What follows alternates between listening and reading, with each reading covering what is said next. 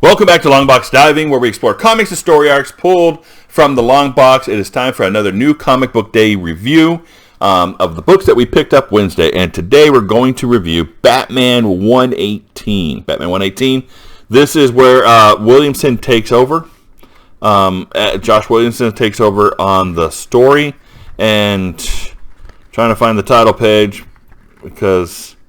it's on the back. And Jorge Molina and Mikel Janin are the artists, and Tomeu Morey did the colors.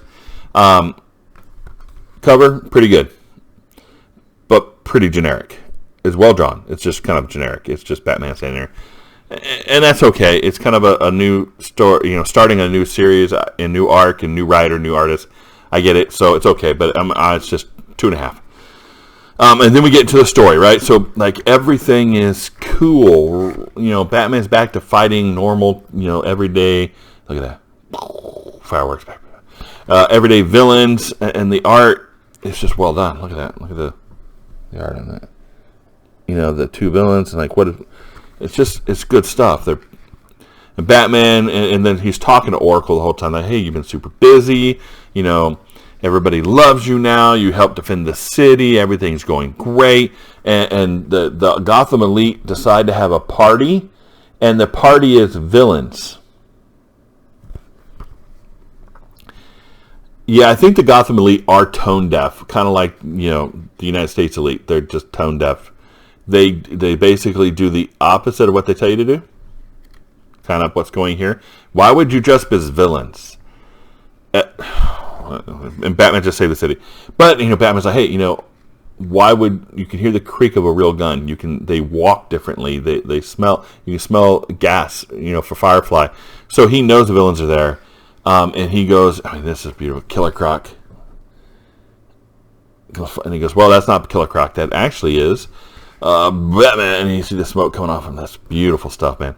So Batman's there. He defeats all the. I don't know if these were the real villains or.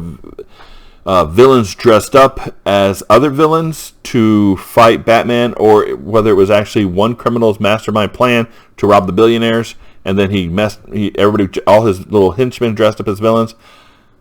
I'm not 100% sure, but I have a hard time seeing Firefly, the Riddler, the Joker, Mr. Freeze, and all these villains working together at the same time.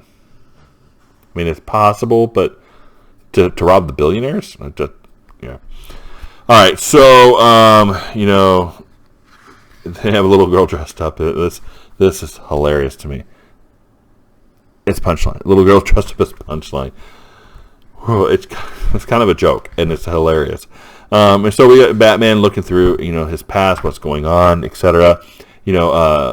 Dick Grayson and, Oracle, hey, come on out, have breakfast with us, Dick always orders extra food, and we'll have enough for you, come on out, don't slink into oblivion, don't slink into the blackness. And then he sees this report that Batman Inc. arrested for murder. All right, that he's like, hey, I'm disappearing for a couple of days, and he jumps onto a plane, and he runs over to Badahencia, or something like that, and basically... There's a goo on the ground. The detective's there's a guy named Abyss. And Abyss has been terrorizing things around the city. And Batman's like, don't touch that goo. And he takes it and he goes, the Batman Inc. was arrested. Bruce Wayne was funding them, stopped funding them. He did, they were doing whatever they were doing on their own. Abyss was a bad guy. And she goes, well, you think you're going to help prove that they didn't kill him? He goes, no, I think they actually did kill him. The problem is, why? Why did Batman Inc. kill him? What changed them to make them want to kill this guy? And then we find out that Lex Luthor is now the new money man behind Batman Inc., which is kind of interesting. So we've got a little bit of a change here, a little cool change going on. We got Batman here, is a hero in Gotham kind of, and he doesn't have to do a lot of fighting right now. He got all the whole the whole Bat family there. But now we got this crazy Abyss guy. And Batman Inc. and now Luthor's involved, and we got interesting take. I like it, and the art in here is just beautiful. So cover, it's like a 2.5. Story right now, I'm going to put it at a 3.5. It seems really pretty good, and the art's a 4. So it's going to average around a 3, which is way above average. But with the next cover, I mean, give it some leeway. But it's just a standard cover. But the art in here is just beautiful, and I love it. So definitely, if you're not on this Batman, you need to jump on this Batman. It is really pretty good. I think Josh Williamson, he's done a great job on Flash. I think he's doing a great job with Batman going forward. And hopefully you're on it, and we'll see you next time here in the Long Box.